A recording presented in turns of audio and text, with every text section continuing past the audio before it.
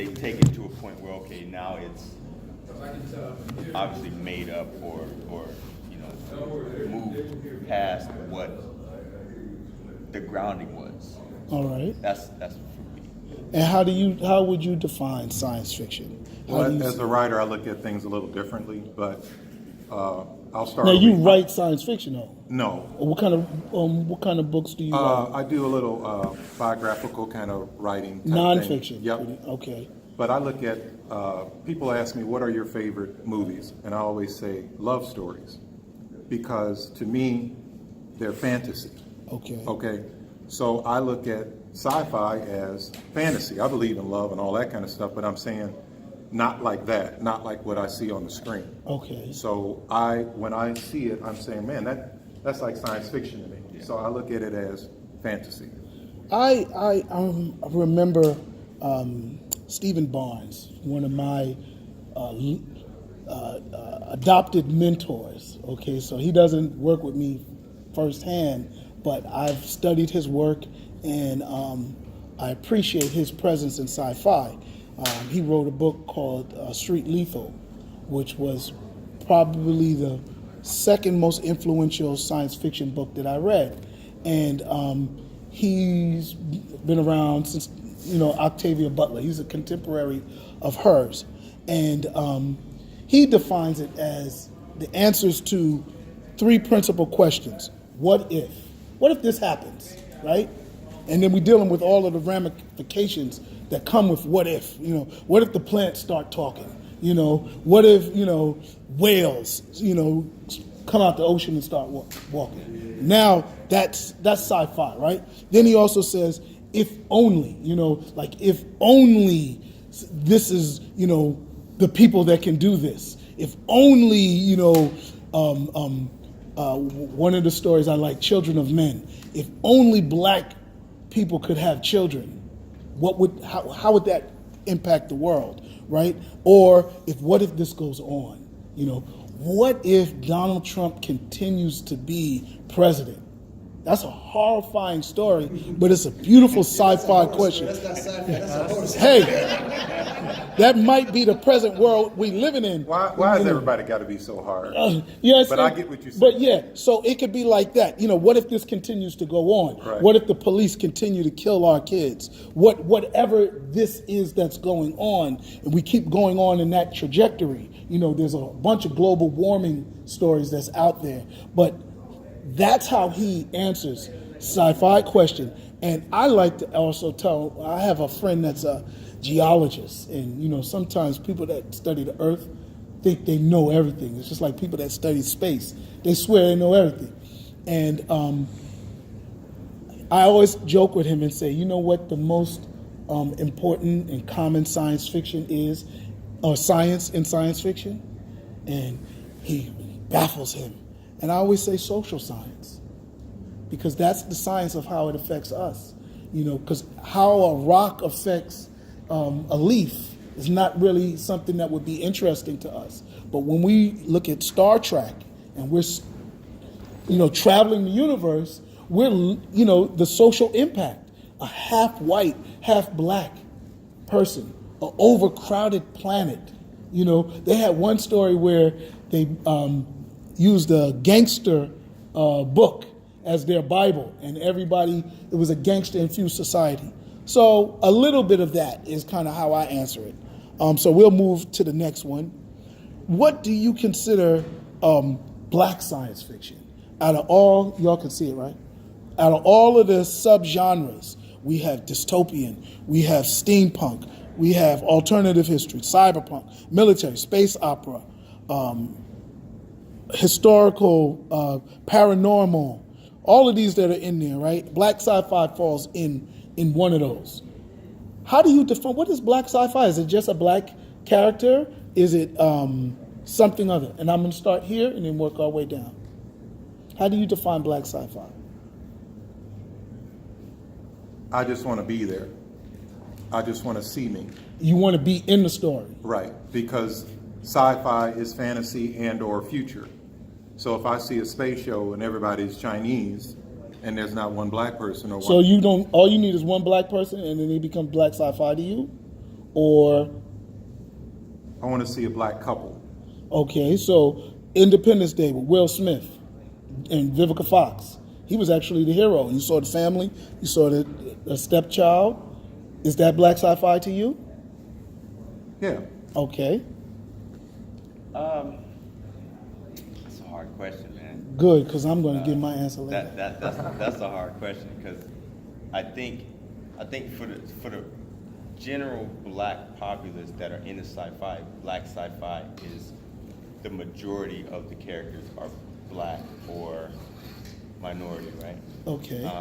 World majority. I ain't taking no Well, yeah, minority from for nobody. the story, right? But I think that's the worldview. Now, I've never really thought about it, truthfully. Do you consider yourself a black sci-fi writer, black sci-fi creator? We're here at a black comic convention. Yeah. What defines a black comic, my brother? Black ink? Well, that's all of it. Yeah, that's all Yeah. of it. I mean, Well, you know, I'm a black any illustrator. other I mean, kind? I think that's apparent, but I don't consider myself a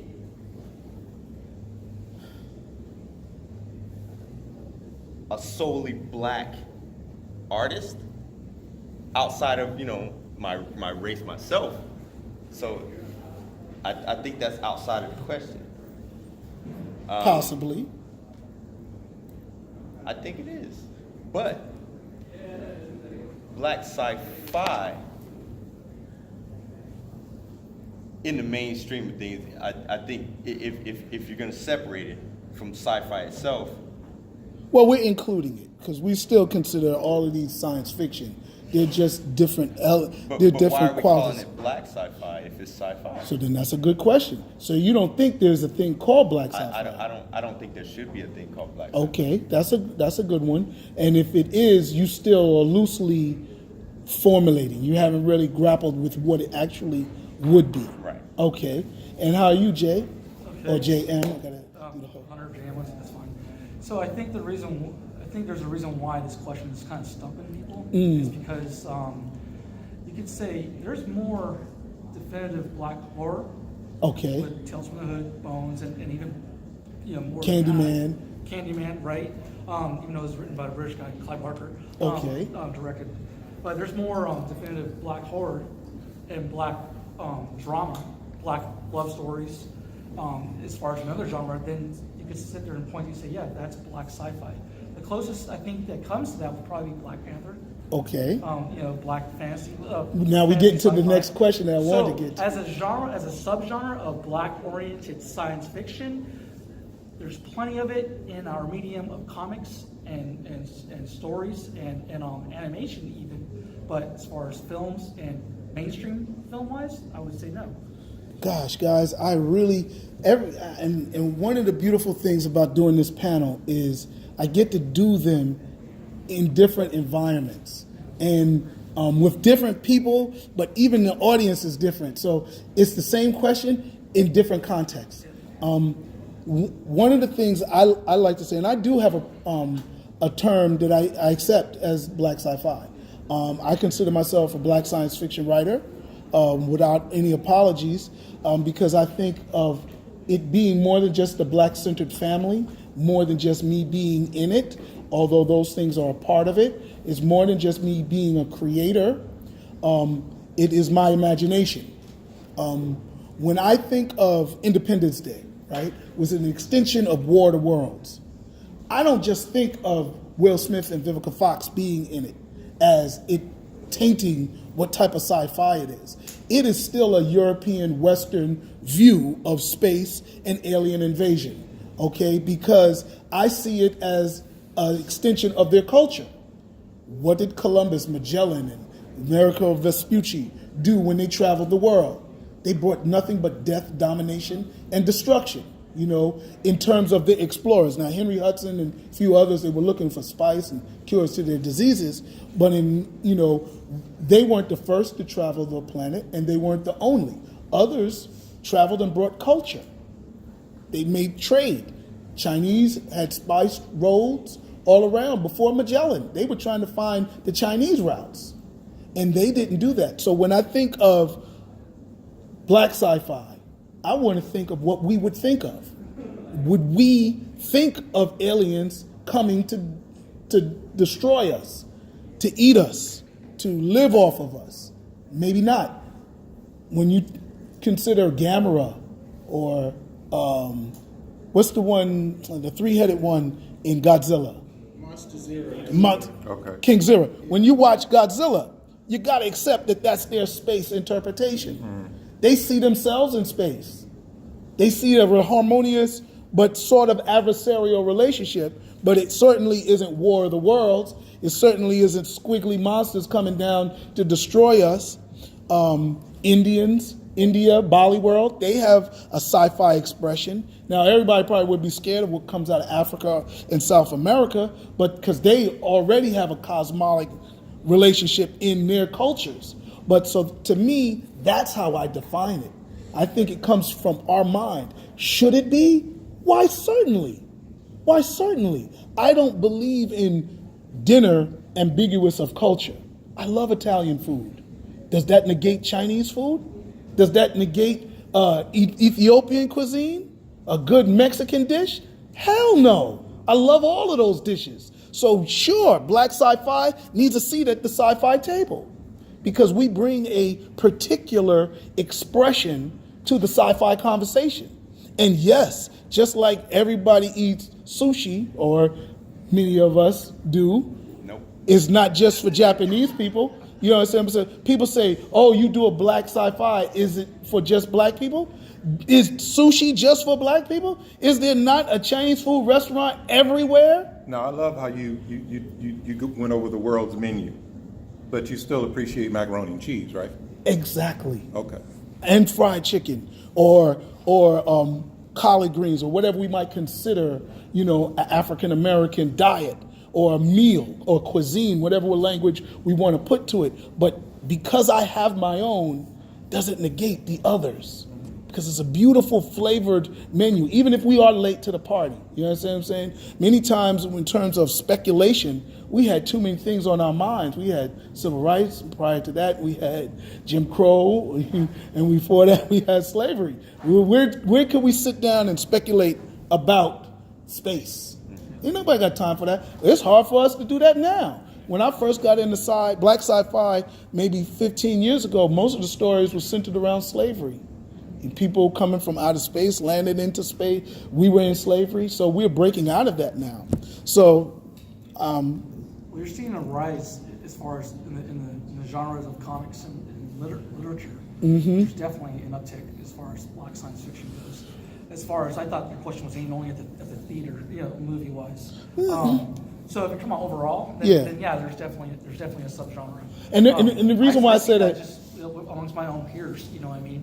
So that's coming, and eventually I think there will be more in the theater because they'll start picking up. They saw what Black Panther did, Right, and they as saw long what as there's a Cage market did, so they're gonna for start it. not If there's not- no market for it, you know, there just will like be no just like need. with hip hop and rap, you know, it's like, oh wait, there's money in this. So yeah, it's so pretty soon people are gonna Please start come going, have a seat. going through and start like trying to pick up this property, that property, that property. So amongst our peers, as far as black science fiction, I know it exists because I mean, you know, we're at shows here. And all you do is walk through a table and check out everyone's books and artwork, and it's there. and it's there. A lot of this is kind of late to the party. In the science fiction world, we had a sad puppy scenario. About 4 or 5 years ago, there was a push for diversity in science fiction writing, and there was a pushback. We see it in the alt-right now. Some of those people learned how to bully people on Twitter and Facebook and all social medias. And it started with, why is Rue in Hunger Games black? You know, why are they making Johnny Storm black?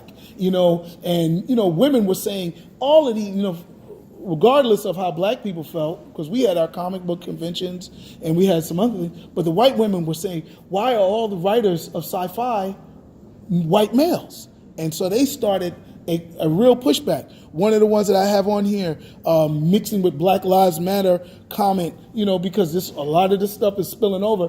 Why is Black Lives have to matter? You know, the guy said, because Black Lives Matter doesn't mean other people's lives don't matter. You know, so we had that big pushback. Now, before I want to get to the big question, but is there an importance? Is there a value in black sci-fi? Now, we went in both orders, so anybody want to jump in first? Do you think there's a value to black science fiction? I'm Anybody? I'm still of the opinion that the separation, inclusion is important. I think separating it devalues it.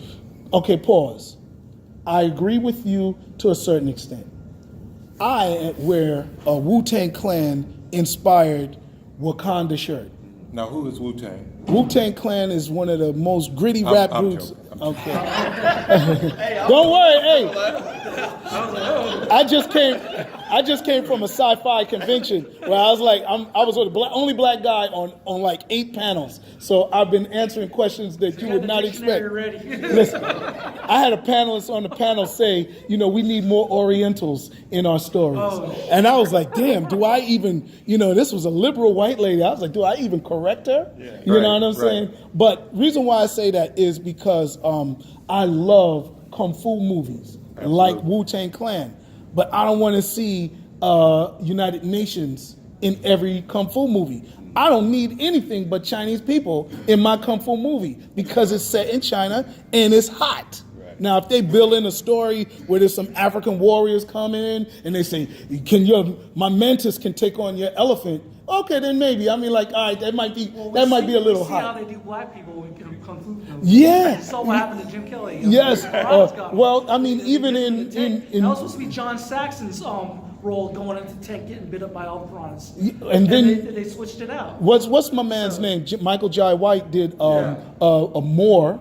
He did a Moor in China, but no, they don't do us fair. But they don't do anybody. They don't have white people in there either. They're usually just Chinese versus Japanese if they add anything else. So for me, I don't need everything. I don't need the United Nations in my stories. Some stories I don't mind that they all white. Some stories I don't mind that they all Chinese. So I agree with I you have 100%. no problem with an all black story. And to me, it's But not. you're not going to make no money off that. It depends on what you call money. You understand what I'm saying? Am I making only money or am I making impact? And you can make your money back. You understand what I'm saying? I don't know which movies make more money because Asian-only movies don't make no money. They make money, but sometimes they sell in their market. And sometimes you have to build up your market. Nolly World is a beautiful market. So I'm not going to say, that's when you can borderline say sell out, right? Am I going to sell out my values for the dollar and write something that's not organic just to make money? Sometimes we do things to make money because we are commercial artists. But then other times we like Prince. I'm doing this because I like this song. Now, you talking to a huge Prince fan. Well, there you have it, my brother. He got But you know thousands of songs that he don't even want the radio to hear. And you know what? And I'm crazy about Prince, but That's the Trump card. you know what? A lot of people didn't listen because that music wasn't marketable. Okay, so you have to get to a point where it's like, am I going to pay the rent or am I going to have fun? Well, you can do both. And I'm crazy about Prince, but some of his songs was kind of like, dude. But could he pay all of our rents in this room? Hell yeah. That's a rare. Now, just going with what he said. Right. Okay, I look at it like this. I'm sorry. Go ahead. Don't get me wrong, and I may be classified as the biggest sellout in the world, but No, I'm not. Okay? You just appreciate the commercial value. I don't like being involved in things where black is in the front title. It makes me feel like, if they're going to get us, they're going to go right to the, black, that's what they is. You have relatives from Tulsa, Oklahoma? Pretty much. Okay, I know. Now, because I'm just, we can all sit at the table. Right. I can understand doing that in the 70s, and I can understand doing it in the 80s. But now, I don't need to do it like that. I don't want to be labeled as a black filmmaker. I'm just a filmmaker. Right. But I don't believe in the beige and bland agenda that this world is doing, even though I made that statement. Explain what you're saying, beige and The bland. beige and bland agenda is, if we continue the way that we are doing things and the way that we are thinking, we all going to be beige and we're going to be bland because we're going to have the same type of thought. Oh, well, you was thinking of what he was saying with multicultural stories all the time? Right. I mean, if Okay. you look at the shows, there's no Martins. There's no, and I'm not saying that's groundbreaking. I'm But saying you think there should be a everything Martin, you just don't want to be the As a Martin. black and a white person or interracial couple, that is the hottest thing that's in girl power. That is the hottest thing that's going on right now because that's what makes money. But JM will argue that Black Panther was black, Black and Panther it was was still amazing. successful. Luke Cage, I don't even know. Maybe Shonda the Rhimes is one of the Right. highest paid, I don't like.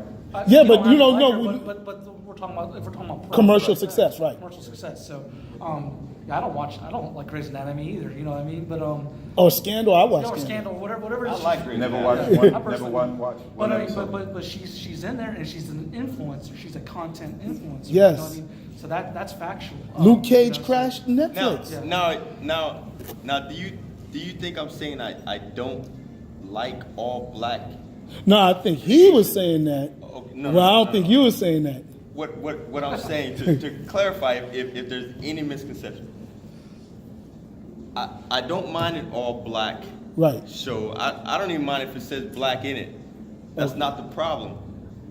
What I don't like is taking that show and saying it's separate from the other shows in its genre, right?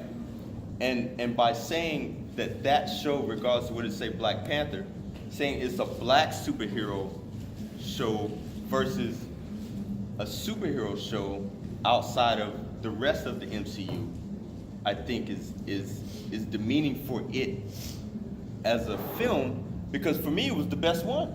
Okay, so Black did you Panther? let's Effing right. let's Better roll than in. Captain America Winter Soldier? Are you kidding? Yeah, it was. I'm not kidding you. I'd say Black it was. Panther Winter Soldier Yeah. was third to me. Yeah. Yeah, I mean, I You can actually argue all like, day about it. and I like I Ultron. I like You can argue all Ultron day about it. up there as much as I like Winter Soldier, but that's me because I value that. But here example, and we're going to roll into all of that now because it's good. We got about 10, 12 minutes left. Okay. No, I think we go a little further because we started at 12:15. Good. All right. So, Jessica Jones. Okay. You familiar with that show? Yeah. Absolutely. Okay. That wasn't just only a superhero show. It was paranormal and it was horror.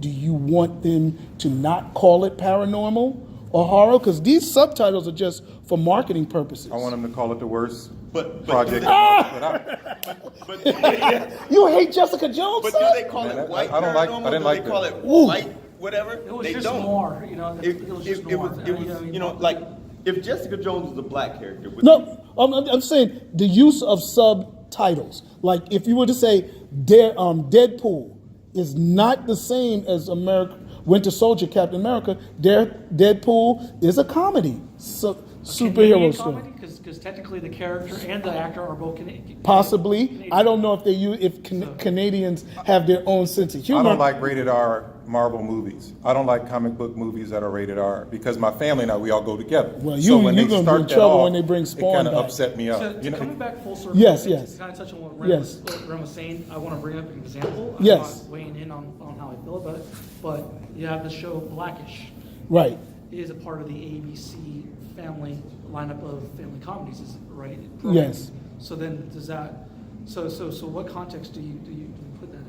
I mean, So that's- I would say. So I'm posing a question. I would say to market, and we'll use comedy as our analogy, right? Family Right. comedy. To market comedy as sheer comedy, you lose your market value because Living Color is not the same comedy as Saturday Night Live, and those who like comedy would like to know what the variations are. So to say Blackish may be a different type of joke comedy because we know our stand-up varies, right? You have urban stand-up, which is not just cursing. There's a different way Richard Pryor approached his jokes than the way Rodney Dangerfield or Tim from you understand what I'm saying? Yeah, totally. Okay, so for those distinctions, people are attracted to them or just would like to know, okay, this is a little bit of that. It's still a superhero story, but it's a little bit of that. It's a little bit of that. You created Wakanda. Did you create Wakanda to be Afrofuturistic? Not possibly, but that was what the story dictated. And then when you do a story that centers around it, then it becomes Afrofuturistic. Do you not tell people that? Or when they see it and they say, hey, that looks Afrofuturistic, do you say, no, that's just futurism? or do you accept the other characteristic of it? You understand what I'm saying? So for me, it's not negating its inclusion, because just like martial arts are martial arts, dude, we have Israeli martial arts, we've got African martial arts. Do any of those not become martial arts because they are Israeli martial arts? Is that not a martial arts?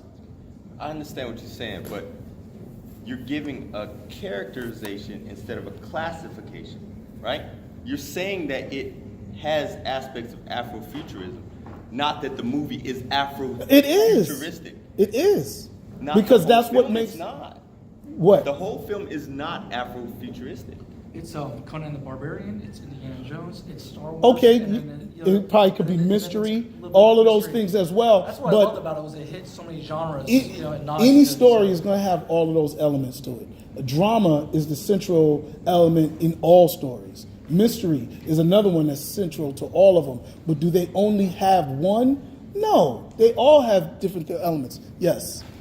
So it sounds like to me you all are talking about categorization, like, you know, when you go and flip through Blockbuster, or you don't have Blockbuster anymore, but like where you find the stuff at, right? Same thing with music. So I would like to add in to your conversation, though, that I feel that some actors, some stories are transcendent. Where Okay. they transcend kind of these categories. Okay. if you will. So like, a good example would be like Coming to America with Eddie Murphy. Like, nobody would really just say that that's just a black comedy. Eddie Murphy Sure at they that would. time was kind of, he was transcended, though. Of course they could. Right. I'm just saying there's some people, Denzel Washington is another guy. He does movies that are science fiction, urban, and that you could classify in the box as being black entertainment, but he has So what you're saying- transcend the base category, I get what because you're he saying. makes stories that appeal to everyone. He uses a deeper archetype. He uses more mythology. There's stories that speak to kind of everyone, but they're not necessarily, even though they have an all black cast. Okay. Even though they have a black perspective, some stories are, I think what some of you all are talking about is just basic categorization, and then I hear others of you talking about that kind of transcendent story that's not necessarily, it just belongs to one person, but you could classify it as Afrofuturism, black science fiction. Well, it's almost where we are, right? In my house, Chinese food is Chinese food. When I go to China, it's food. If we were in Africa, we would be black American whatever sci-fi. And Wizard of Oz wouldn't be just sci-fi. It would become Western sci-fi. So because we're here in there, huh?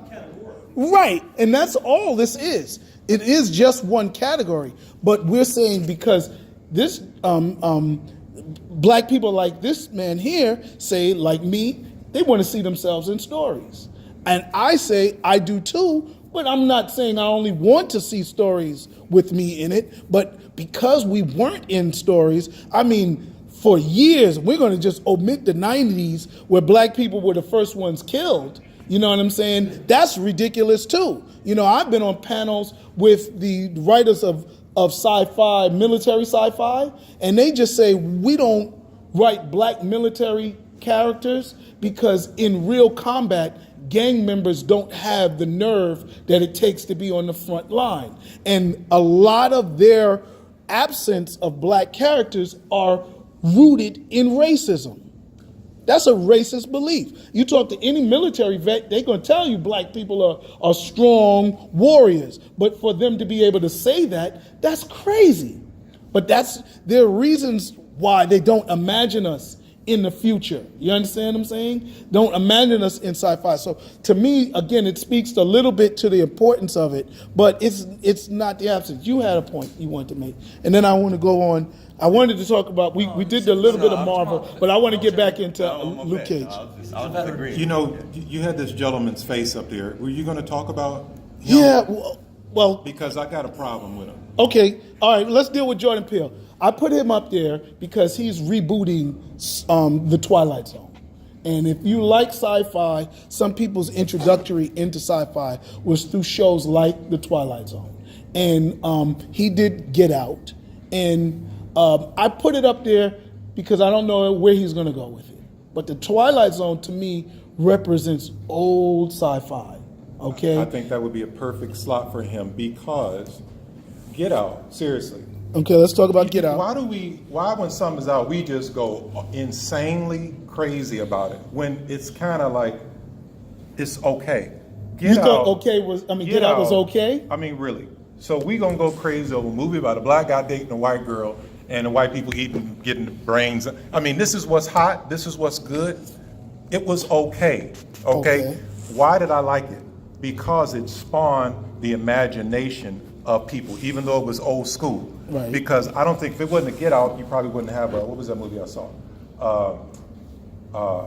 Sorry to Bother You. Okay. There's another one, Brain Spotting. And then Black Klansman? But we had black horror before Get Out. We had a bunch of black horror before. It was an old school look, and I kind of like that feel, and it showed how talented that brother If it is. hits in Hollywood, then it becomes, then they're like, oh, there's echoes. Yeah, There's ripples. You know what I mean? and sometimes even when it hits in Hollywood, it has a rippling effect through comic books, through novels Well, let's go back as a well. few decades too. I mean, Jungle Fever had an impact. Spike Lee. Mm-hmm. And then if we're talking about going back to the '90s, Spike Lee was hot. Right. And then But if he put that out now, I couldn't believe that he was doing the interracial thing Yeah. So now back then it because had- everybody wants to date everybody. Yeah. Back then, I think even what it was. became an inside joke. I think what happened with Get Out was it was an elephant in the room joke, an elephant in the room subject. Not say joke, but it's an elephant in the room subject. And as a creator, sometimes those are really good marketable things. Things that Even to people- call it Get Out. Yeah. Even the name alone. It's like- I mean, stay woke, and those were all layers of creativity that you hit him with. He created cultural icons. We say woke now.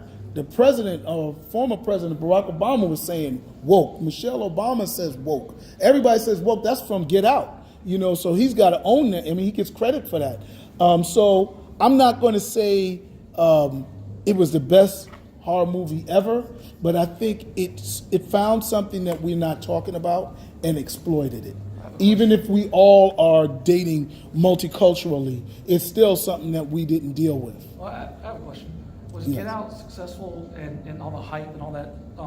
Was that the reaction of black people, or was that the reaction of white people seeing?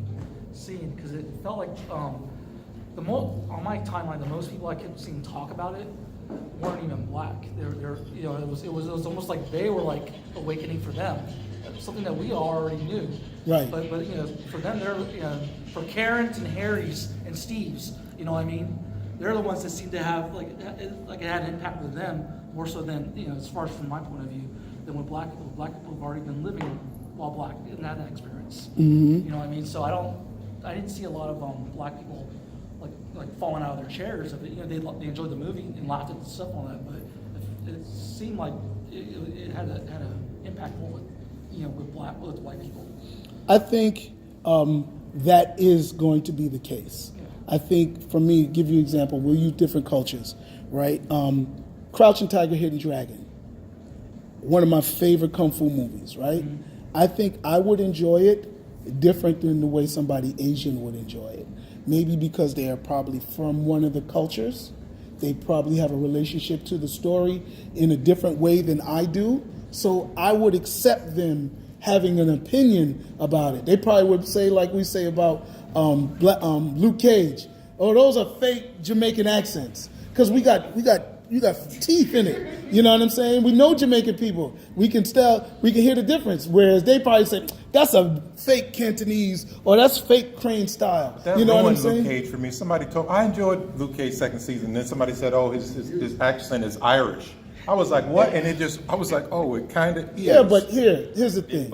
Here's the thing. I'm from New Jersey. I took note of it. I'm from North Carolina. It sound all I'm the from time. California. You hear how I sound? Right. But no, to tell you the truth, I sound like a surf, and I don't surf. I hate the water. here's the deal on that. But I just used the Crouching Tiger, Hidden Dragon example to kind of show you that white people probably will take it different. There's not too many countries like America where they're very multicultural.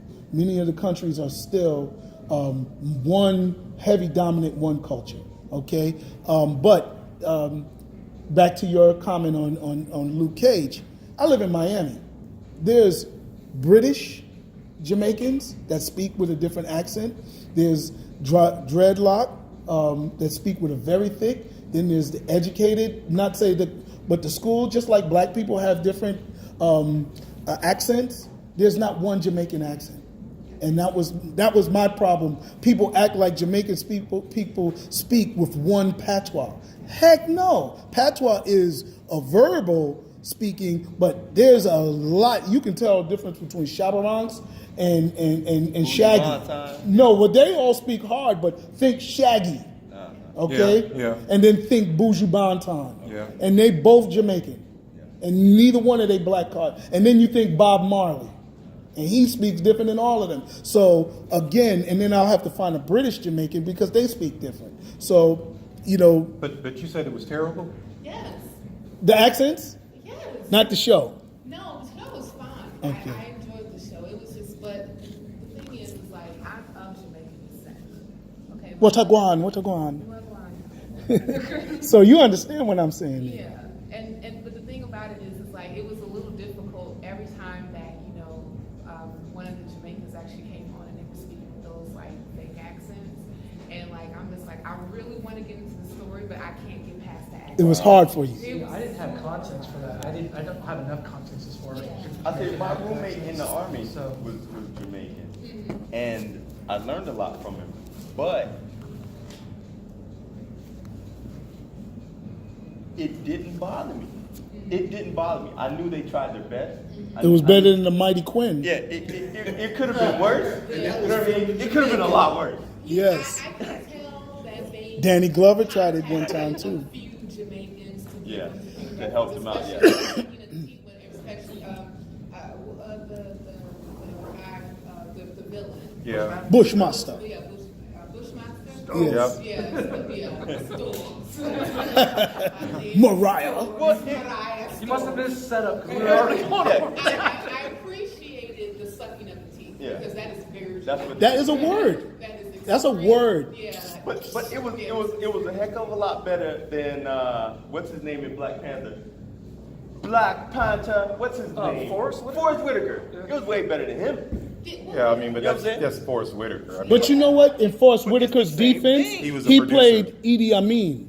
And Yeah. one of the things that Yep. they were doing in Black Panther were all taking different African accents from different regions. Yeah. So he might have said, I already know how to do, gosh, where is it? Where's Kenya, Tanzania, where Idi Amin was. So maybe that's why he sounded different than some of the others. others. Scotland. I haven't watched it yet. I thought it He was. wanted I thought it more was for that. excellent. Right. So again, he might have been bringing that Idi Amin accent to his character, which made him sound different than the other ones. Because again, none of them had a Wakanda accent. And then again, what is a Wakanda accent? Who can say that that's the right way they speak in Wakanda? We can't say that that's the wrong Wakanda accent because we don't know what it is. Right. Yeah. That's the beauty of If you watch sci-fi. the special features, they talk about how they pulled from all Yep. over the world. Yeah. Even everywhere it was colonized. From there, they pulled Victor Dandridge is going to join us. All right. Well, we have approximately 10 minutes left. Let's spend the rest. We already were talking about some of the films. Let's get into the Luke Cage, was it Iron Fist? No, Daredevil. Yes, position. I personally think now that we've started talking about black sci-fi, and I like Luke Cage because of what you want from sci-fi. Because my parents met in Harlem. I see black cities, black sections of any city that could be where Luke Cage was walking around. I see that because when I used to go around the country, I would always say, yo, where's the black section of the town? You know what I'm saying? Because that's when you can get the real food, you meet the real people, or that's when you can brag and say, I actually been to Chicago. You know what I'm saying? So that's what Luke Cage represented to me. That cutout world, it was like a story in Chinatown. You know what I'm saying? Don't matter who's going on, the mayor of the city, we worried about who's running our section. So to me, I like that. I also liked the fact that he was a superhero still. You know, a lot like Daredevil. For me, I want you to be Daredevil. I don't want you to be just a guy with a grudge that can hear through walls. That's a little bit of superhero, but I want you to be more vigilant, and that's what I liked about it. You were saying some other things about the villains and things like that. Continue what you were saying. As far as which villains were the best, or Or anything on the shows, whatever you want to say is open. We got 7 minutes. The villains were the.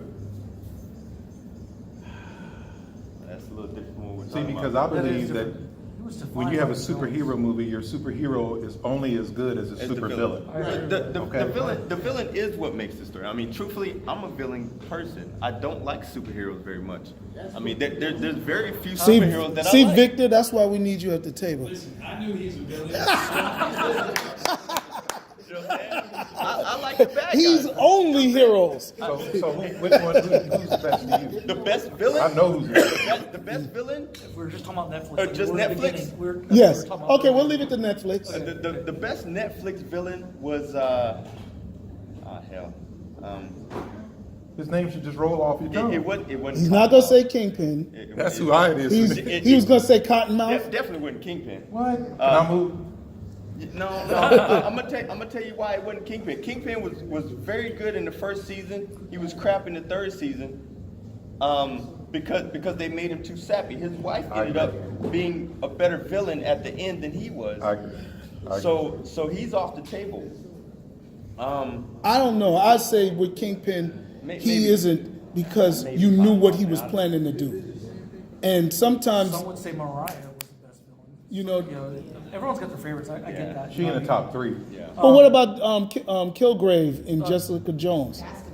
Do you understand what he's capable of doing? Yeah. He's the only one that's really sadistic. He's the one that has the most power out of all the villains. If I was scared of somebody at night, it would be Kilgrave.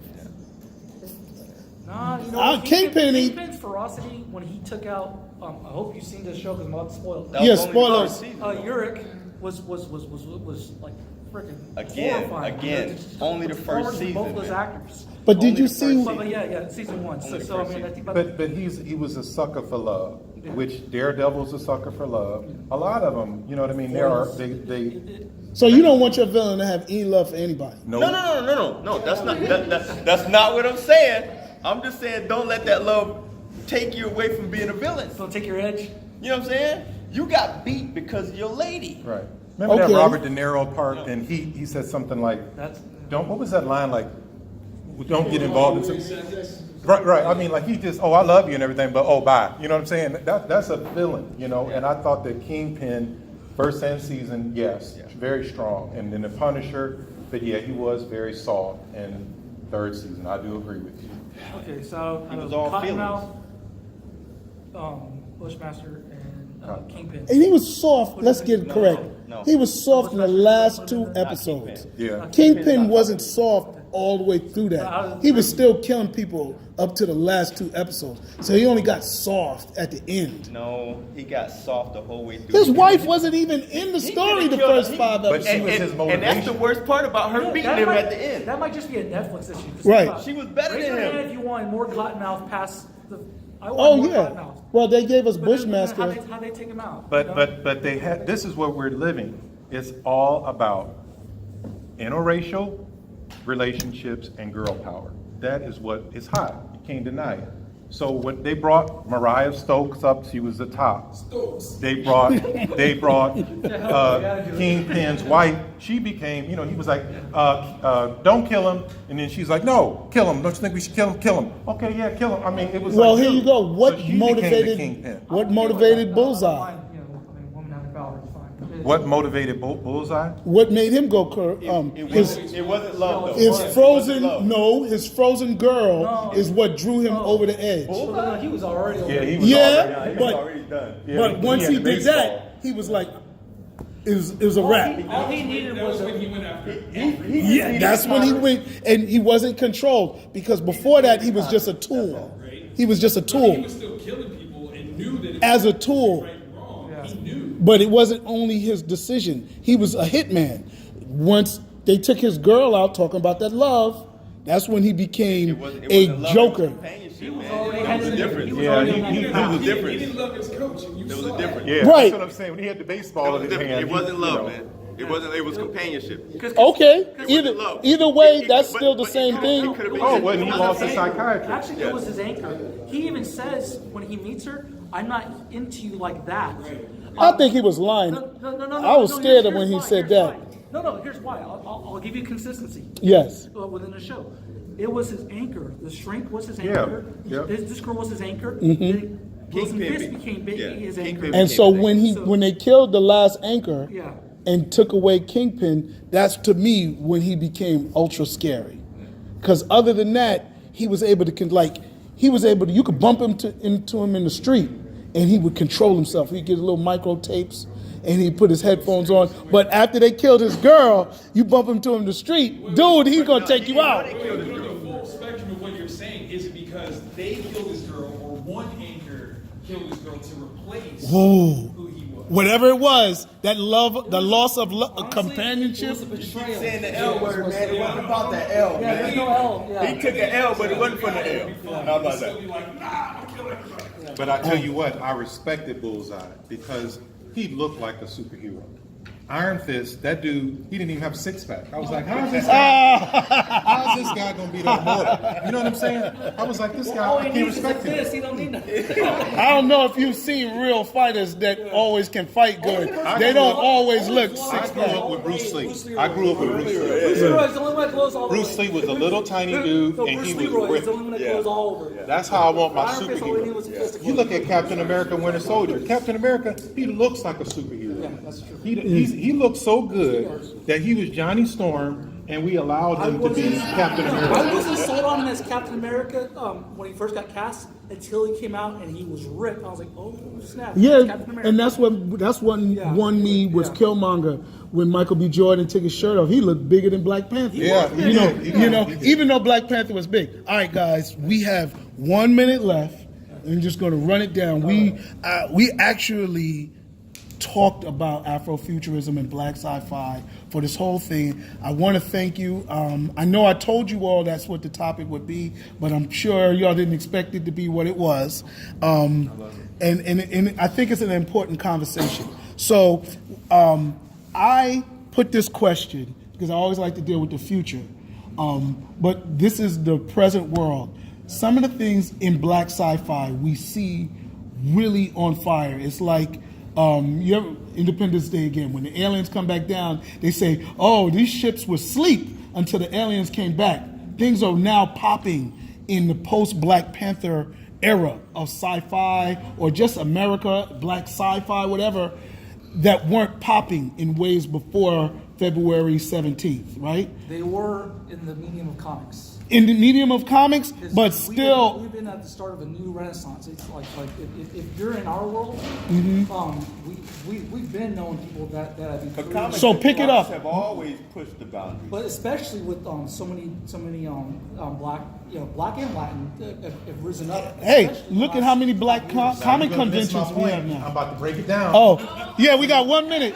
So, gonna what are miss you it. What are you looking forward to in the world of Black sci-fi? Whether it's comics, movies, video games, novels. What are you looking forward I've to? always said this. I'm not worried about what Marvel and those bigger companies are doing. I'm What worried you about looking- what my peers are doing because I think those are the stories that are going to level up the whole game. Any particular story or something you see coming? So, I mean, shoot, we got like I'll name drop some friends. Yeah, Greg drop. Lozada's, Were Spider. I like what I see there. I like Oh yeah, I was looking forward to Mike that. Watson. I like what Mike Watson's doing. He's Okay. out there right now selling his books, but he's got a whole universe of characters. Okay. Okay, and everything. And what are you looking forward to? I just want to see more of Everything. what's going on. I mean, there's some books from Victor Daniel, and I illustrated. I'm just gonna name drop the damn self. But I mean, I think we're in a good place right now, and we're moving forward to a good spot. So I'm just keeping my eyes open. Okay. I'm not thinking too far ahead. Anything in particular you're looking forward to? That Jordan Peele's Twilight Zone. You gonna look forward to that? Can I tell you what I don't want to see? Oh, okay. And I'm gonna go with two things. One is music, and one is Black Superman. I don't want to see superheroes, Black Lightning as an example. I let it go because it's, it came from that era where, you had Black Vulcan and everything was black in front of the title. But I was like, okay, at least he's not taking. Well, you like Black Panther? Yeah, but Black Panther always been black. Wasn't Black Lightning Black Lightning always? always been black, so I let it go. Okay. Luke Cage always been black, so Okay. it's cool. So you don't want to But- see any more of them? But no, I'm cool with them. But when you look at them, it's always surrounded around music. When I was watching Black Lightning, I was like, I love Al Green, but I was like, dang, I'm more than music. You don't have to put so much music into anything that black people do. So you don't like Star-Lord and Guardians of the Galaxy? You don't like him? I did like the 70s music. Okay, well there you have But it. it ain't central to. Okay. It is with Star-Lord, bro. It's more with Star-Lord than it is with any other hero. He listens to music while he fights. I think it's a little over the top. Okay. Isn't it part of your cultural identity and it's gonna come through in anything you do, whether it's written, visual, or sound? It is. You can give me 5 songs, but you don't have to give me a song every 2 minutes. It was just too much. And then what happened when it came back, as the season progressed, they took out the music, and I was like, okay, great. Somebody I love a talk to harmonious. them. I love it. I love the whole. Because if I'm trying to tell a story and I put an Al Green song behind it, It's too I think- familiar yeah, to you? You focusing on, oh man, love and happiness. You're not talking about my story. That's the one. The other thing is, I don't want to see a black Superman. I just don't. Even if it did come from comics? Because Black Superman, the one Michael B. Jordan is going to play, is from I think Earth isn't 2. that a rumor? No, it's been in comics. It's from Earth 2. He means as far as becoming a movie. Is that what Well, it's like- anything in comics, I thought that was. yeah, but anything in comics can come to the big If you screen. want to piss off somebody, piss off a nerd. You don't want to do that. Yeah, You know piss what I'm off a saying? Star Wars And fan. when they grew up with this certain type of character and you change it, and I'm the one who's benefited from him, I'm black. Yeah. But it's kind of like, wow. But they're not pissed off. It's been in comics for you ain't maybe talk to your- 10 you ain't talk to your years. white friends? No, I'm just talking comics. You know comics. Yeah. How long has that character been in Earth 2? Earth 2 came out in 2010? Well, that version of Earth 2 with the Black Superman. Yeah. That's a recent 7-8 year thing. I think. I think it's 2010 or 11. I'll look it up. For a while, but I mean, I feel like there's so many stories to tell that Right. you don't necessarily have to make a Black Superman. You know what I mean? So Because they did it with Captain America, or trying to do it. Yeah, well, Well, Falcon. yeah. I yeah. don't like Falcon getting the level up, getting the call up to become. I don't like it. But I like Steve Rogers a lot, though. Because Falcon's getting his TV show now with Bucky. Is he? Yes. I don't like it. I don't know if he's going to be So I kind of Captain want him to stay as America. Falcon, you know what I'm saying? Right. So I think Dad, we kind over of middle of time. the road. Honestly, I just want a good story. At the end of You're the day. next? I just want a good Your story. And I family's want it next. from the heart, and I want a soulful story. So, Oh, okay. yeah, I think we're into Okay, time. well, no, it said one. Is yours next? This is at one. I was like, I think Oh, we're over. I sent the. No. Well, I'll just say this. I'm looking forward to all of the above, but like you said, JM at the end, yeah, because I went over here and asked the dude. So what I'm looking forward as a prose writer is the impact of us writing about more questions, more what if, more if this goes on. I love superhero stories, but even when they deal with a question like Thanos, extreme ecological, environmentalist, whatever you want to call them, it gets lost in Spider-Man got killed. You know, it never stays on that question because people get lost in the action. Maybe that's because of the over-nerdism, but I want to see black sci-fi answer some more of those questions. What if Trump continues? You understand what I'm saying? So you keep going back to the Trump thing. No, I'm just saying that's central. But I don't have a problem with that. I mean, right. The Purge was there. Give me a follow up to the Spook Who Sat by the Door. That's speculative fiction, and that was a comic book came out 2 years ago. Genius, out of L.A. They did a comic book like that. I love post-apocalypse, and it's not just black scenarios that write post-apocalypse. DMZ is a really good Brian Woods comic book, and that's up to 10 issues of post-apocalyptic governmental collapse. Robert Jeffrey, who does BlackSciFi.com, he has one, I think it's called Radio Free America, and that deals with a political destruction of the world. The reason why I say that is because I think it's important for us. I think it's an important question for us to ask, because we are caught up in between this liberal and this right-wing division, and we as black people or people of color have agendas that we need to stay focused on. And that's the future that I'm worried about, our future. So I thank you all for being a part of it. My name is Jeff Carroll. Daryl McCullough. J.M. Hunter. Catch us all in the marketplace, guys. Thank you. Oh, stay here. Here comes about the